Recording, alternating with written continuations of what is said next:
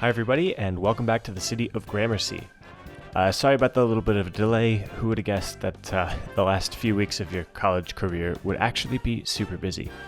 I actually recorded a lot more for this episode, but in the fact that it was recorded over like the last month almost, I ended up losing a ton of footage, which is super disappointing. And you end up kind of starting in media res here. So I already have the neighborhood of Delancey Heights laid out. I did a little bit of that work in the last episode, but I tweaked some things. I had grown up a bunch of buildings, but I really didn't like it. It ended up a little too dense for me because we're actually working away from the city core, going this way down towards the bridge at the end of the peninsula. So I started again with a lot of Rico, a lot of warehouses and things, because I wanted this to be a really kind of residential neighborhood, but still maybe not the most upscale, so you end up with some industrial space, maybe. I kind of imagine that to be more commercial than full-on industrial, but not everything's a nice like pre-war walk-up. So as I kind of continue on, I use a lot of custom Rico buildings from the Brooklyn theme here, and a lot from the America 1900 theme. I do kind of just place buildings to get a sort of variety, and then let the game fill them in with zoning later. I think this works pretty well because I get a nice collection of buildings, a nice sort of assortment of what I'm actually aiming to get. A lot of deeper buildings, which the game really doesn't like spawning for me. But right here I hit play and kind of let it fill itself in. I'm looking from far away just to get a little idea. So with Rico, it just pops in a bunch of level 1 buildings. So I really wanted to add some higher level buildings in as well, just quickly forcing things to fill in the gaps. I have a couple higher-rise tenements and lofts just to break up the scale thing. Now over here I'm going back to the copy-paste decoration style, so I just copy a bunch of backyards and start pasting it into each of these interior blocks. I think this looks really nice actually. It definitely uses a lot of props, and with the issues now with Prop Unlimiter, you'll see me afterwards actually go back in and remove a lot of the props that clip in with buildings and just disappear anyway, because that makes no sense. So I go in with the move it tool later, you'll see that in just a few seconds, and really start deleting a lot of this. I'm actually really happy with this detailing method because I think it looks actually really fantastic. Again, it is really heavy on the props. I've been loosely considering kind of making my own just backyard props that you just whack down, and it already comes with a table, an umbrella, some fence, whatever, just because that would mean I'd get like 1 or 2 props per backyard instead of like 20 to 30, especially because some of them have like concrete tiles and things that are, hilariously, they are actually individual. Each tile I placed before. So right here, yeah, now you can see I'm using the bulldoze tool built in to move it, just because I can align that with the camera a lot better than aligning it with the natural building grid, to get in and start deleting props that overlap buildings. This is a little more fiddly than I would have hoped, but I think the end result looks really nice, and hopefully it's a little less heavy on the props. I have a couple blocks that I actually didn't even put yards into just because they are really dense. There are a couple that I used deep four tile deep warehouses and things to actually fill in the entire block. I really think that looks good from this overhead view, just as sort of a contrast. It is, as with the real New York City and real Brooklyn, not every block is identical. You have a lot that are very, very similar, which is why I can get away with copy and pasting yards and give everybody the same sort of patios and pools or whatever. A lot of people have pools in New York. I was very surprised. I think I probably said that last episode too, when I started doing this detailing. But I'm really excited that this looks good, because this is actually a really quick neighborhood to build. It took a long time to kind of set up the theme and get everything working the way I wanted to and get the look. But, I mean, already I think I've actually only been recording for about 20 minutes at this point in the time-lapse. And it really started from, actually maybe a little longer, maybe half an hour or so. But this is a decently sized neighborhood. And it's just kind of, the street grid is, I did shorter blocks over here compared to the long ones. So I imagine this area would be maybe a lot of housing for the dock workers and everybody back in the day. Now I'm bulldozing some buildings just to open up empty lots. These I'm going to detail later. A lot of the really kind of nitty-gritty detailing I feel like would be really nice for a live stream. I know I say that again in a live portion because I actually recorded that earlier. They kind of get flip-flopped in the edit. But I'm very excited to consider live streaming. I just need to find some time where I can be sure my apartment will be nice and quiet. So here I go in and place another one of these old factory buildings. But I'm not going to actually use it as a factory. So one thing that I see a lot in these sorts of areas and around where I live and around Brooklyn and just like driving around are big older buildings that were turned into self-storage units. So rather than be built, they were just converted. Recently I saw some great self-storage assets go up in the workshop, so I thought, you know what, this is the perfect time. So I grabbed one of Ivania's warehouse, factory buildings, lofts, whatever, and then I grabbed some of her overpass fillers, and I carefully placed them. You see, this is almost like a prototype because I realized it just the concrete, the way I had it, just doesn't quite work perfectly, and of course there's not enough color contrast for me. So yep, that goes away, and I actually end up switching to the brick one, which I don't have the office version of. So I think the end self-storage unit is technically a residential building in my city. Yeah, so here we go. We place the brick warehouse building and grab the clean concrete block and place it in and scoot it very, very carefully to fill in the indented windows. This is perfect. It bricks over the windows exactly, leaving all the frame just like one of these storage buildings in real life. Ideally, I would have been able to very carefully go and mask out the doors and things, but honestly, that doesn't really matter too much to me. Because mostly you're looking at this from really far away, so the fact that it blocks the windows, blocks the light from the windows, ends up basically exactly what I wanted. Just continuing, this ends up being a lot fiddlier than I would have hoped, just because the depth of the recessed windows is really narrow. I'm going to be trying to do this with a bunch of different buildings around the city, because I always think it's interesting, some of the beautiful old structures and architecture that just have their windows totally bricked over for self-storage. So right there you see I actually delete the building itself just to grab all of the interior concrete blocks, and then I place them over because those blocks are now scaled up in size perfectly, and I replace the building and very gently and gingerly move it into the correct positioning again just to block out the windows. I actually end up missing on this waterfront side a little bit, but right now at least I have saved it like that, so you'll see on the waterfront side eventually towards the end you'll see that it's not just the windows that are blocked out, there's a little more. I do kind of want to change that. I haven't quite decided yet. I ended up leaving it just because it was extremely late when I built this. And yeah, here we go. I'm doing the upper level now. You can see that there's a little bit too much concrete showing in the water, or on the waterfront sort of side. But it's an interesting look. It does add some variation to the building. Maybe that was some sort of addition or something that was knocked down, or who knows. But I might fix that. I might not. I really like the way the brick and the concrete play off each other. Now I'm grabbing those self-storage units, which are just a little too suburban for this part of Gramercy at least, and I'm sticking them around to become the loading docks, and I rotate this one to become our entrance, so we get the nice, they're really actually very, very nice looking awning and sign, and I sneak that in, and it is over some parking over there, so I put in some vans, using the big huge vans to cover up where cars will go and park. And then I grabbed some vanilla cars, realized, wait a minute, those are going to be filled by regular parking, and start grabbing some of King Leno's boxes and all sorts of little garbage props, and start looking for more boxes, crates, storage, billboards as well. So a lot of these places, they're just trying to make money from the space of the inside self-storage. They host big billboards on the outside, trying to find some really non-ugly vanilla ones, which is, of course, always a challenge. That's one thing that I've wanted to make assets for a long time. But with that billboard, we end up pretty much done with the structure itself.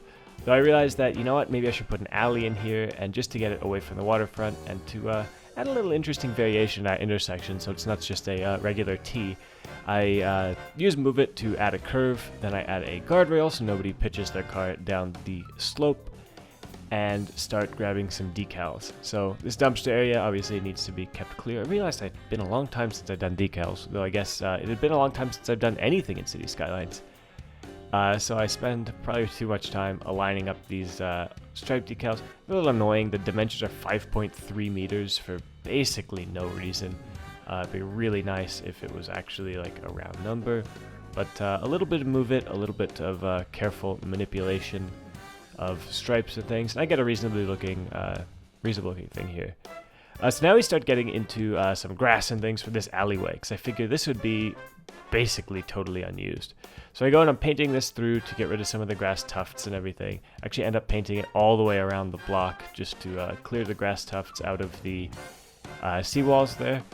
And then I start looking and try to paint a little bit of this alley grass, or this grass tuft for the alley, because the ploppable ones are slightly too big and the single tufts are slightly small. So I use some lush meadow grass, also by Podomo, and get into some decals and things. Just I really want this space to be almost totally unused, so it's like weeds growing up through the cracks. And I definitely went a little heavy on the decals here. I think I might have pared it back a little bit, or just stopped, but like patch cracks, road damage, some stains and things really kind of make that immediate block and area sort of pop for me. I extend the stains a little bit onto the road just so they're not quite like only on the concrete, but not a huge fan of this look. I really wish that I could get some more worn looking roads, but that's a modding challenge. And basically just fencing off this area brings us to the end of the time lapse. So I will be right back with Past Me and the live build section to show you how that's all gonna work out. Alright, hi everybody. Here we are looking over the beautiful new neighborhood of Delancey Heights. Obviously, as with everything I do, we've got big gaps still left in that aren't quite finished, but I think I probably said it during the time-lapse live stream. Oh boy. During the time-lapse portion, that I really kind of want to consider live streaming that. It's just really a matter of finding time. I've been extremely busy, obviously, as you can tell from the lack of episodes. But in any case, it's now time to take a quick look at Delancey Park here, which is going to fill this old waterfront space, which is really exciting. So this is very, very similar to Brooklyn Bridge Park. I've talked about it in my last episode a little bit because I kind of had a false start detailing and building it. It's been a little bit tricky. Back when I started, there really weren't many grass assets as well. So thanks to, of course, wrong tab as always. Thanks to Podelmo, though, we now have some pretty incredible grass stuff, which is basically perfect for a space like this. Additionally, I happen to make another little tiny asset for this. It is hiding right there.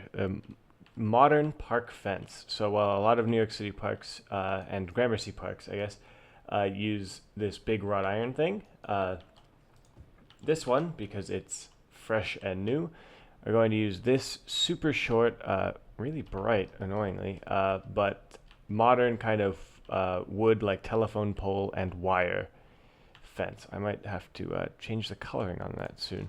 Didn't really realize how bright it would be. But in any case, so the way I'd like this park to kind of work is to be a lot like the more modern parks around here in Brooklyn, where we got a lot of lawn areas surrounded by trees. And they're really they have some beautiful kind of flowing shapes and everything. So I'm actually going to quickly remove a couple of the paths that I did back when I initially laid this out, just to kind of enhance that sort of flowing feel and flowing design, and just to see if we can get a little more interesting, stuff going on. Just, yikes. Just to make it look neat. So you got a full kind of curve there. And over here, I'm not 100% sure what I'm going to do. Same with these piers. One of them actually still on Google Maps, and I'm not quite sure. Weirdly, I was just down there like last week. I actually went on a nice little walk to get some inspiration, but some of these piers and things aren't actually even finished being like renovated into parks yet, which I think is really cool.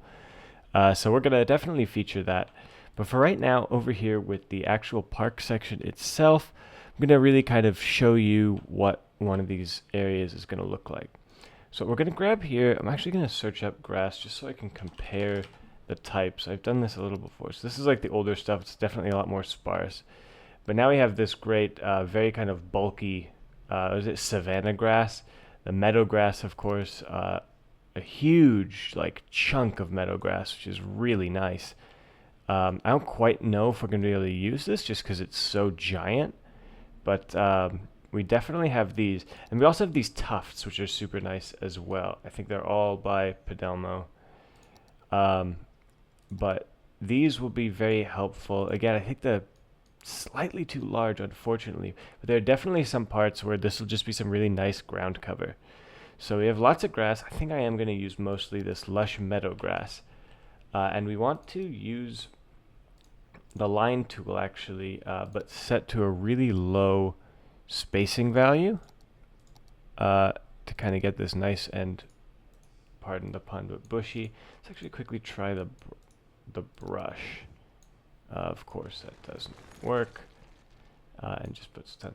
These are super nice assets, by the way. I highly recommend them.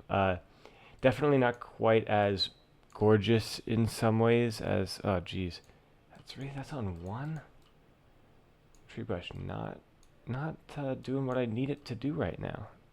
That's, whoops, still not spectacular. So let's just pull these back out. And I think I'm gonna have to do this, of course, manually, which is quite interesting. So let's grab this now and go to one and this. And I really kind of want to make a sort of, like I've been doing for everything else, kind of a template area that I can then really copy and paste. So the way these parks kind of work a lot is you end up, the modern ones really try to get some feel for how it would actually be natural. So you see a lot of other parks that are very well kept, well formatted, I guess, well organized, that really kind of separate, and they definitely feel man-made. These ones, they really try not to have that happen. So you end up feeling kind of more naturey.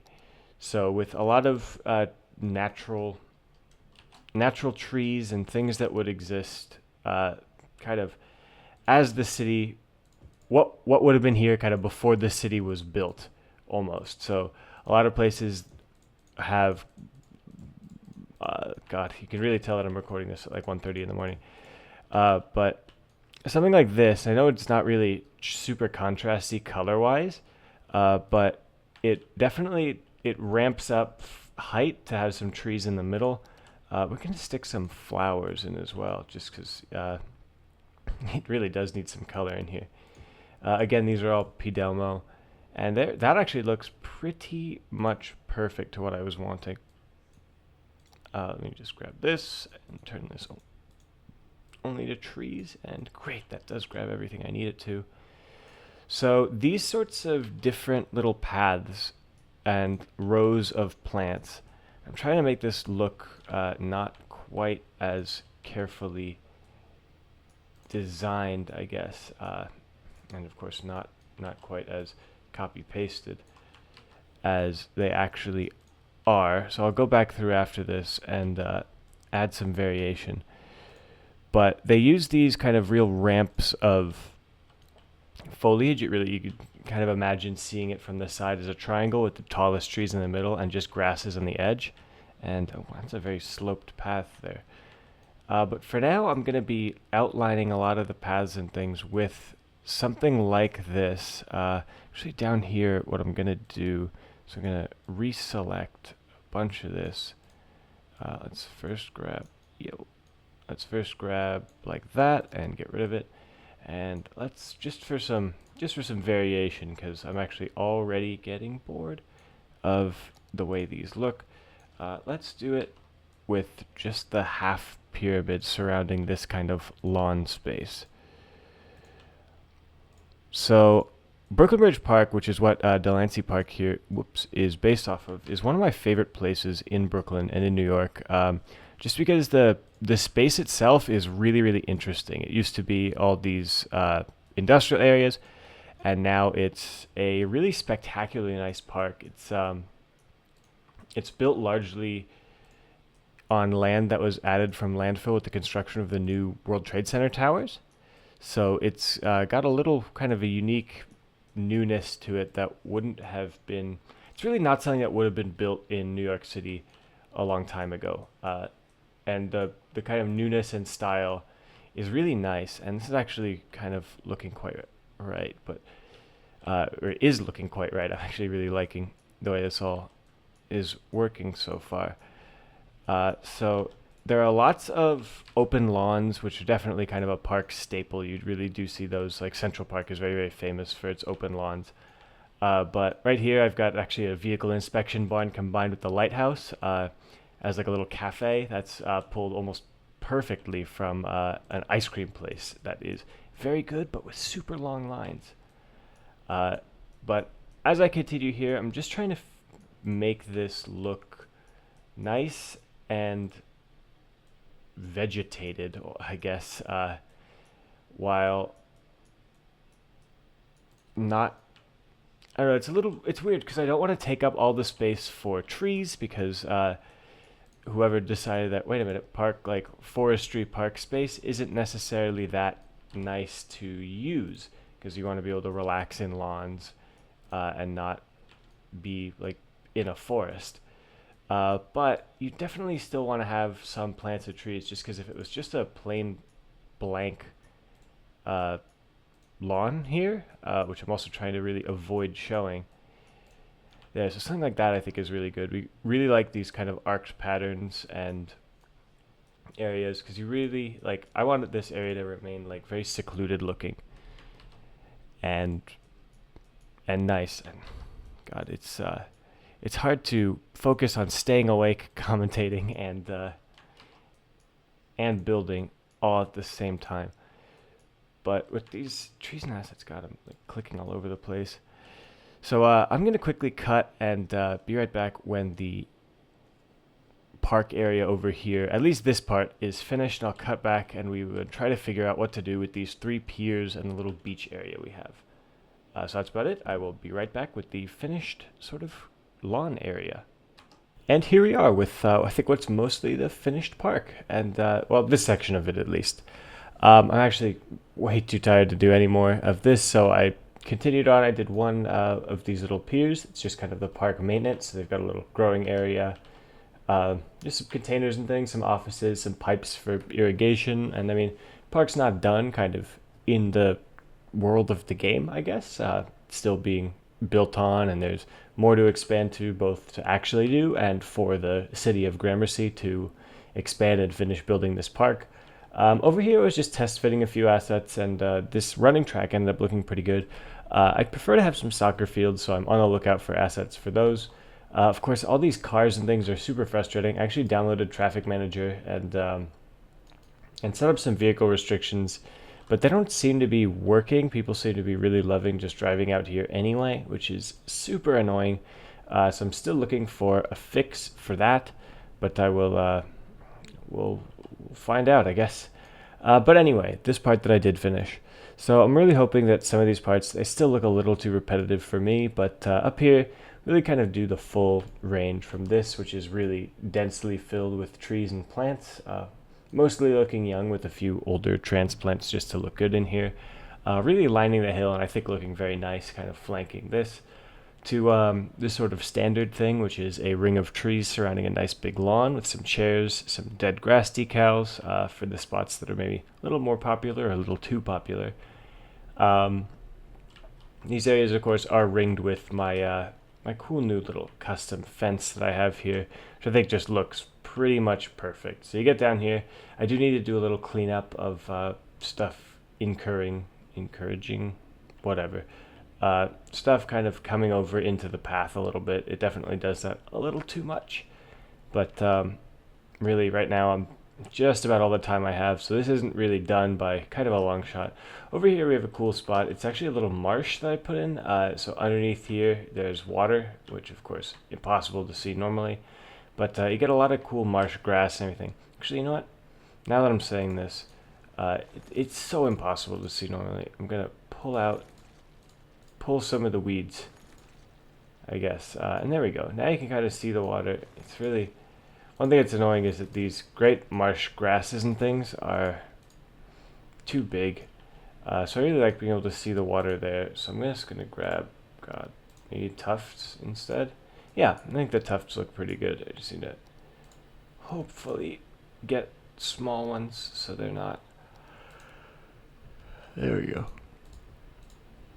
So they can just be sitting here, tufting. We'll put a few below the water just to darken out a little bit.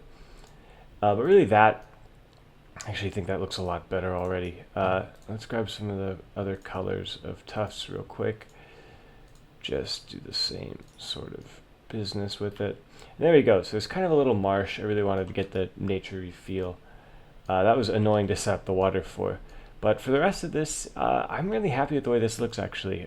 It's been through a couple iterations previously, and I haven't really liked it. Of course, you get to see the sweet frame rate droppage in there, but you really get this very nice kind of curvaceous, curvilinear, whatever, where you can really track the way it's all planted and everything, and get the bike lanes. And I love the number of people just walking through as well. May have put a couple too many PPGs in here just because it is absolutely slammed.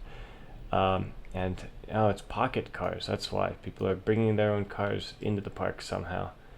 That's frustrating to see. I'm going to work on a fix for that because I'd really like it if this whole area was totally car free. That may end up just being me quickly going and grabbing all of these road segments, which luckily it shouldn't be too bad, and just banning cars. But we'll see what ends up happening. I have a feeling that people are just driving this anyway. This guy has decided to fly it to get parked up there, I guess. But yeah, I am definitely seeing people just driving. No big deal. Like, even though traffic manager says no thanks for passenger cars, buses, taxis, trucks, whatever. So in any case, that's something for me to look out for and hopefully fix soon. But for now, I apologize. It is now 3 o'clock in the morning my time, so it is definitely time for me to leave it here. And I will so hopefully get a couple more episodes out soon. I'm very, very busy finishing up college. Who would have thought, like 2 weeks before your graduation, you're actually really busy. But after that, Gramercy is definitely going to hopefully end up back on a weekly schedule, and I'm really excited to grow the city more and to fill in these gaps, maybe even in some live streams or something like that. So that's about it. Thank you guys very much for watching, and I will see you next time.